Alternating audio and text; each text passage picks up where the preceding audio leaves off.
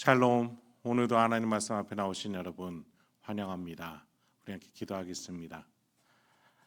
하나님, 오늘도 우리에게 귀한 이 말씀 주시니 감사합니다. 살아 움직이고 운동력이 있는 영혼의 골수를 쪼개는 그 주님의 말씀, 오늘 이 시간 우리에게 허락될 줄 믿습니다. 내 영혼이 주님의 말씀에 순종하여 하나님 아버지를 모시고 오늘도 살아가기 소망합니다. 주여 역사하여 주옵소서. 은혜 베풀어 주시옵소서.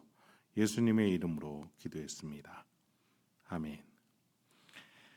오늘 함께 살펴볼 말씀 마태복음 10장 24절에서 33절까지 함께 살펴보도록 하겠습니다.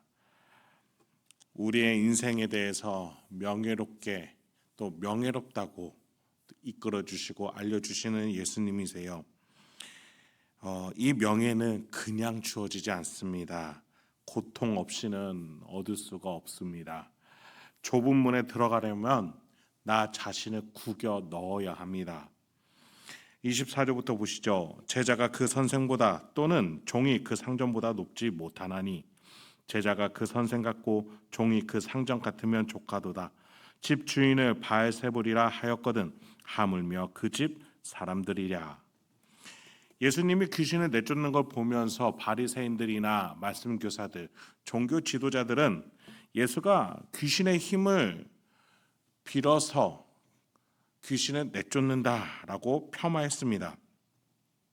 집 주인 예수에게 이 정도로 폄하하고 모욕을 준다면 그 집의 아랫사람인 제자들에게는 더하면 더했지 덜하진 않을 거다라고 예수님이 지금 제자들에게 말씀해 주시는 거예요. 네, 좁은 문으로 들어가는 길입니다.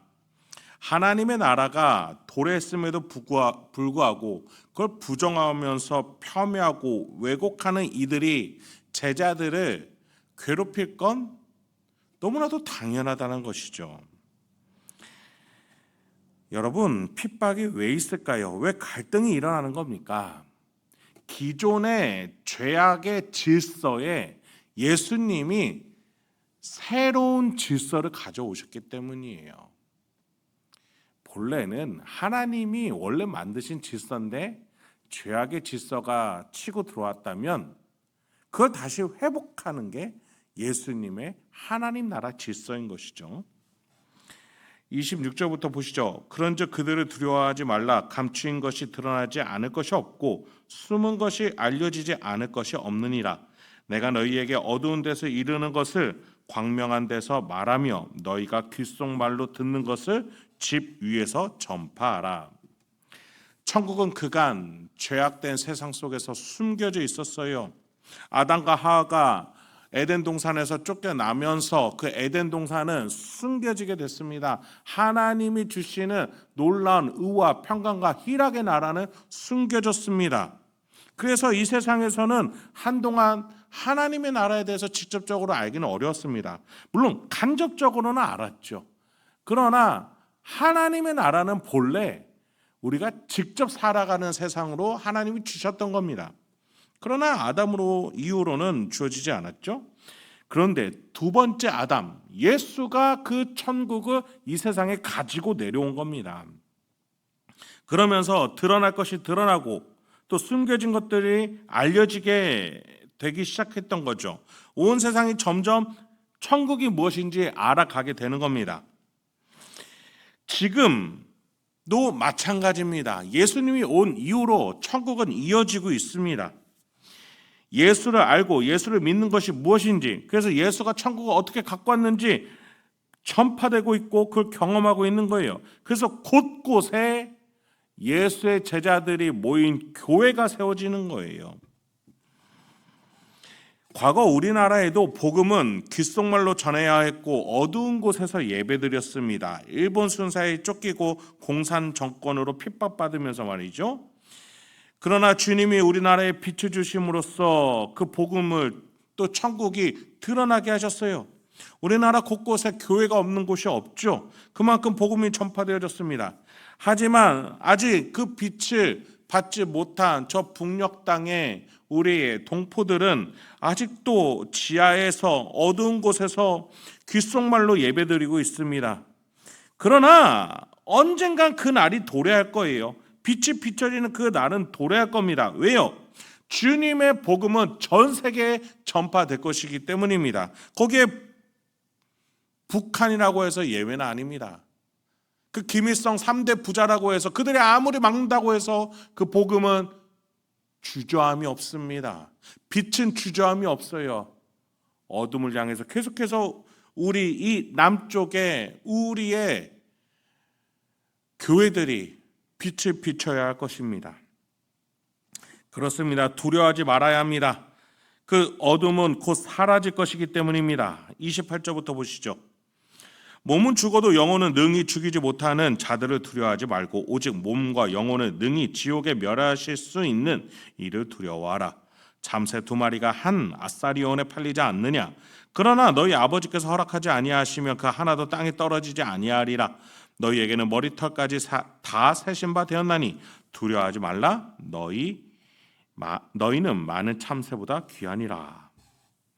천국이 드러나고 확장되고 선포될 때마다, 즉 예수님의 제자들이 활동할 때마다 이 갈등은 함께 할 거예요.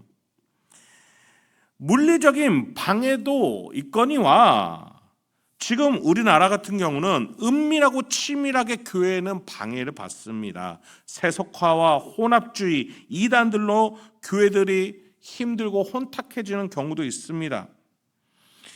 어떤 방법이든 간에 주님은 말씀하셨어요. 경고하셨어요.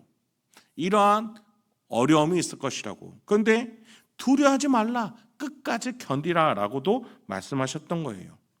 여러분, 우리가 어떻게 견딜 수 있을까요? 어떻게 교회가 살아남을 수 있을까요? 우리의 재정과 힘으로 가능한 겁니까? 우리 열심입니까? 아닙니다. 하나님 아버지께서 천국과 지옥에 대한 권한을 쥐고 계시고 또 예수 그리스도가 그 권한을 가지고 천국을 이 땅 가운데 가져오셨음을 믿으며 그 예수님께서 그 권위와 또 능력을 예수의 제자된 우리에게 주셨고 예수께서 머리된 그리고 지체된 이 교회가 그 권한을 누리면서 이 안에서 그 누리며 그것을 가지고 저 세상에 가정과 직장과 일상과 지역사회에 가지고 나가는 겁니다.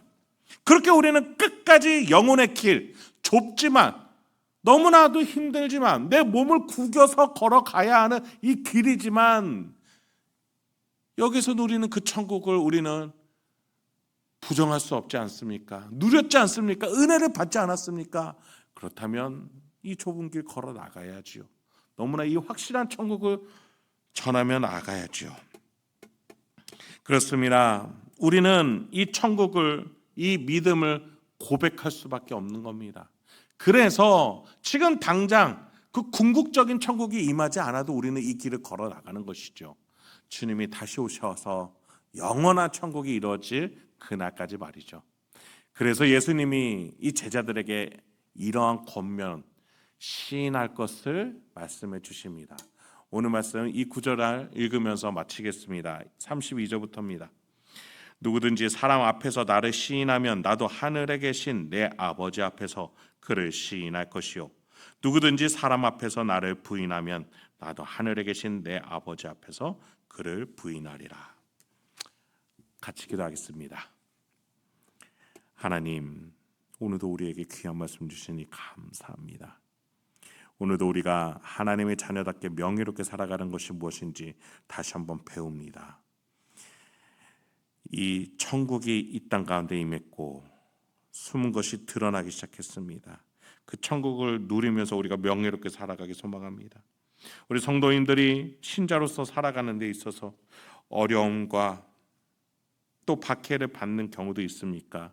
주여, 그 마음 가운데 더 확고한 천국을 경험하게 하시고 누리게 하여 주시고 마침내 선언하고 시인했을 때 주님께서 대갚아 주시는 놀라운 아버지의 섭리를 주여 경험하며 이 길, 이 좁은 문, 좁은 길을 함께 걸어나가며 나갈 수 있도록 인도해 주시옵소서. 지금도 온 몸을 구겨 넣으며 이 좁은 문, 좁은 길을 걸어가는 우리 성도님들 계십니까? 힘든 가운데서도 이 신앙을 지키기 위해서 애쓰고 몸부림치는 우리 성도님들 계십니까?